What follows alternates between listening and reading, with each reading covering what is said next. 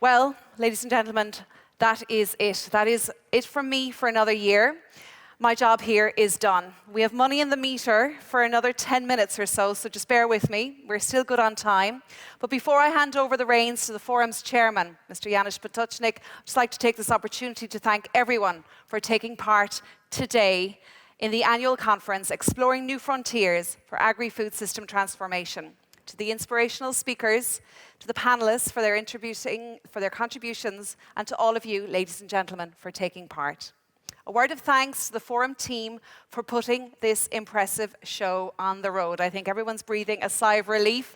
I would like to especially mention Emma, Thierry, Jürgen, Alain Dominique, Marc, Laurent, Amy, Laura, and Kia, who worked so diligently over the past couple of months, and to the technical crew here today, led by Martin, Arndt, Dick, Dale, and Val, who made everything run so smoothly. A warm round of applause to our technical team.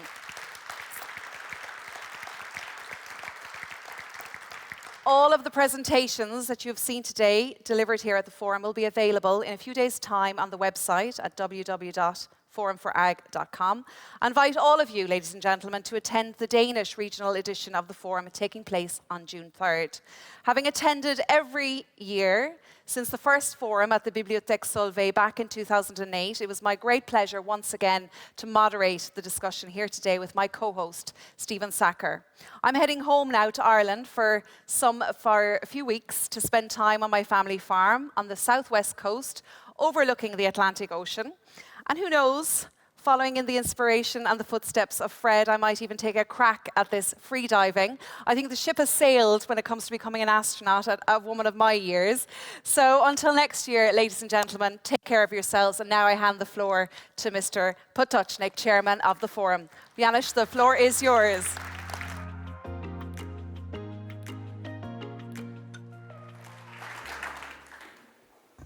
Yeah.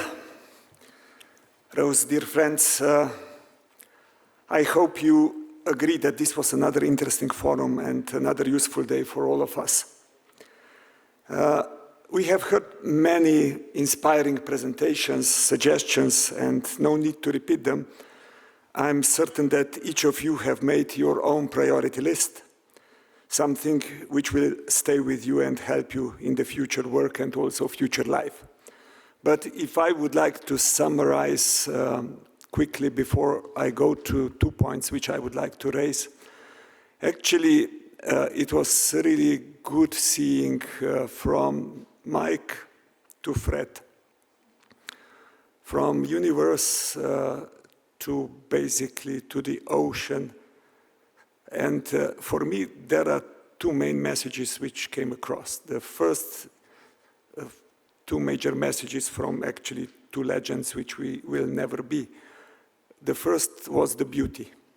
So anything what you look from the universe down or what you look from the ocean in or up, it's pure beauty.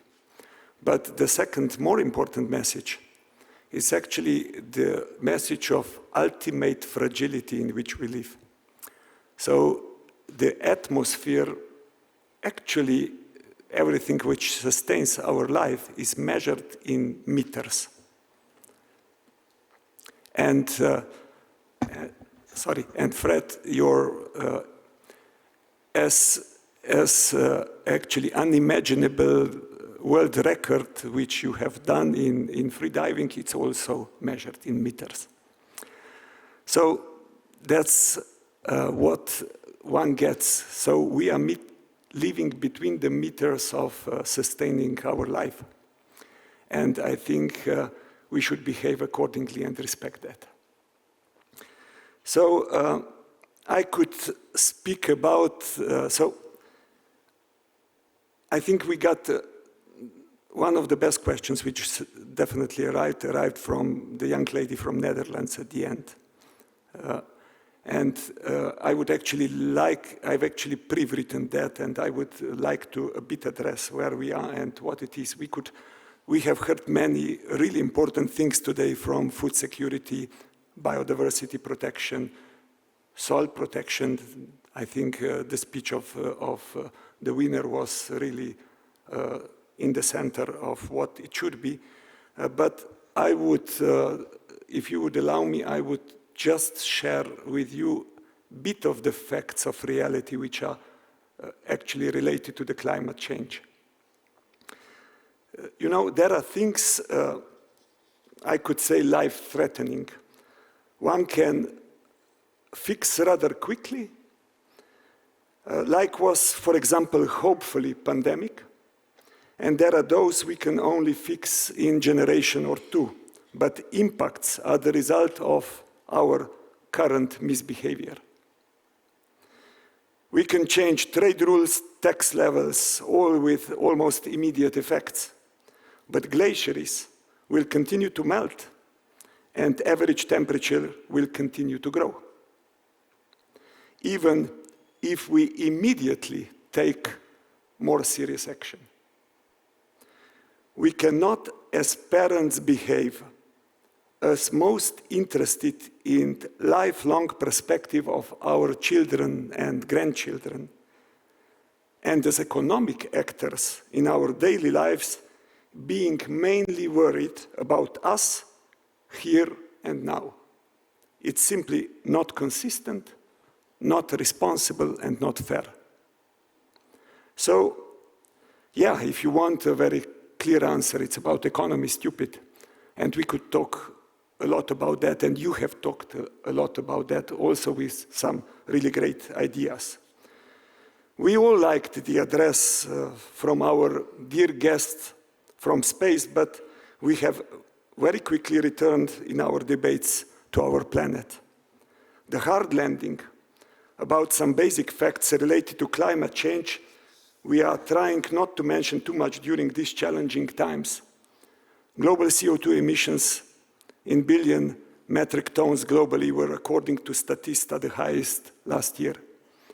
Global average surface temperature increase above pre-industrial level reached 1.5 to 1.7 degrees Celsius based on monthly figures of Copernicus for last year. The system that moves water around the Earth is off balance for the first time in human history, according to Global Commission of the Economics of Water. And fossil fuel subsidies reach 7 trillion, 71% of global GDP, according to IMF, highest ever. Climate change will not be solved only by energy transition, helped by technological development. Both are important, actually, both are critical. But climate breakdown is a symptom of ecological overshoot, which is in turn caused by deliberate exploitation by human behavior. We need to become mindful of the way we are being manipulated. The material footprint is dangerously under-discussed, where emissions of climate often centers on carbon emissions, a focus on overshoot highlights the materials usage, so everything what we extract from the earth, including fossil fuels. So with that, you are adding to the cleaning of the supply side, which we normally discuss, also the demand side. Waste output, which is basically the consequence of still prevailing linear wasteful economy, and growth of human society, all of which affects the Earth biosphere. Yes, it's not so much about the future growth of humans, but we have more than doubled population in the last 50 years. And together with economic growth, if you count everything together, the capacity of the planet to neutralize our behavior and growth, it's simply not there. Some recent estimates from science, according to Potsdam Institute, permanent average loss of income due to climate change worldwide will be 90% by 2049. Cambridge Working Paper series estimates a 1% increase in global temperature leads to 12% decline in world GDP. And the business as usual warming scenario leads to a present value welfare loss of 31%. Yes, these are models, but we don't have better predictions. If there is still anybody, even if approaching only from economic optic, who thinks that this is not also about economics, wake up. Human and economic costs related to climate developments are unfortunately unavoidable. Too late for that. They are already high and increasing, and public help to all hit by these events is necessary, moral and just. Shifting attention to adaptation is unfortunately unavoidable. But without strengthening also the mitigation efforts, we know exactly where this would lead. To even higher costs, to more adaptation, not to mention how the life would look like. We must keep that in mind, work together, help each other, and get rid of some harmful practices. Majority of the impacts are and will be hitting first and most those exposed to nature and weather. Meaning, actually many of you attending the forum today. And I know well that majority of solutions are actually not in your hands. Some indeed are. So understanding that, and logically you would need to be the stakeholders most vocal in a call for a more serious fight against climate change, for a different speed and scale as we currently are witnessing. But are you? Are we? Dear friends, let me finish with something a bit more personal, occupying my days recently, but I'm absolutely sure interesting also for you. Not long ago, we established something here in Brussels, something which we call Systems Transformation Hub, or STH, a partnership of 5 organizations: Club of Rome, World Resource Institute, Metabolic, Climate Kick, and Systemic, with an aim to bring systems thinking and acting to European policy making. We believe policy choices must be informed by science, based on collective values, and consistent with the systems transformation needed to meet societal needs within planetary boundaries. An initiative which is, according to STH, both urgent and much needed, and should be also high among your interests. It's moving towards a coherent European land use strategy. You might remember Mark Twain's call, "Buy land, they are not making it anymore." Europe faces mounting pressures on land that jeopardize climate targets, biodiversity, food security, economic resilience. Competing policy mandates across energy, transport, agriculture, forestry, environment, urban development are creating unsustainable and conflicting land use demands. European institutions are making critical decisions now on topics like CAP, biodiversity development, nature restoration, energy transition. However, these decisions are being made in silos, often without a systems-level view. If we fail to establish coherence across these sectors, the result will be locked inefficiencies, social backlash, and the degradation of our remaining natural systems. The next CAP should be at the heart of a broader, integrated European land use strategy. One of the balances needs across sectors and spatial scales, from industrial use to urban development. The need for a unifying land use vision and strategy is urgent and fundamental to achieving net zero, protecting biodiversity, and maintaining food sovereignty.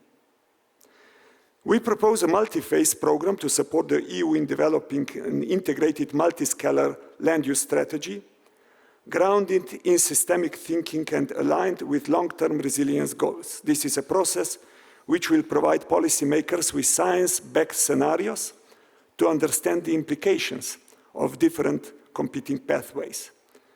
This implies the development of a governance framework that allows different decisions to be made at different scales with all of these seamlessly fitting together to drive larger EU-level objectives. Our proposal does not start by prescribing the answer or by picking the winners and losers among sectors. Instead, it offers a structured, transparent process for exploring possible futures and understanding the trade-offs inherent in each. The approach must cut through political sensitivities by being based on fact-based scenario building, reducing ideological frictions, engagement through co-creation, not confrontation, uncovering shared interest through systems framing and offering decision makers a safe space to explore what-ifs. This would lay down the groundwork for a new European policy paradigm, one that moves beyond sectoral conflicts and toward system integration, one that prioritizes land efficiency and strategic value, and one that supports circular and regenerative economies with aligned metrics, mandates, and incentives. We see this as a system flagship intervention, relevant not only for land and food systems, but as a backbone for future integrated strategies on materials, energy, urban development, and we have pretty good ideas already how to approach to this demanding task. And of course, if interested, please do join, contact me, or better, contact us. To conclude with something which actually Rose has already done, but since this is the most pleasurous part of the chairman's role, thanking to all who are making our forum real and also successful. To our strategic partners, IUCN, TNC, NABU, ELO, Cargill, and Syngenta. And of course, also to all other partners here with us today and also supporting us during the whole year. Our supporters continue to grow, and I also like to welcome and thank our newest members, Arla, Eurocities, Mars, and the Land Banking Group for investing their trust and confidence in Forum. To the Forum Secretariat members led by Emmanuel, known better to you as Emma, they are the engine behind everything we see, we hear, and we enjoy. To Mark, Forum's strategic right hand and mind, still traveling around, still investing his time and making our forum better. Of course, to the technical crew for keeping us in the safe hands, and to our fantastic couple of moderators, to Stephen and Rose.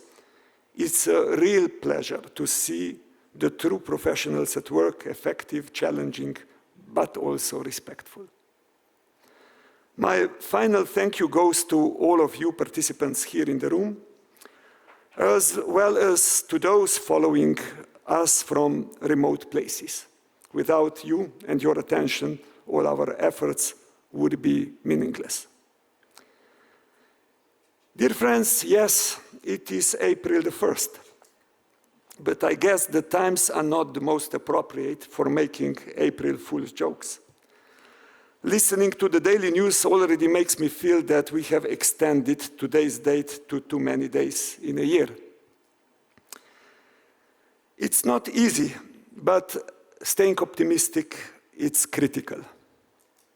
It is optimists who change the world, and it is optimists who live better and longer.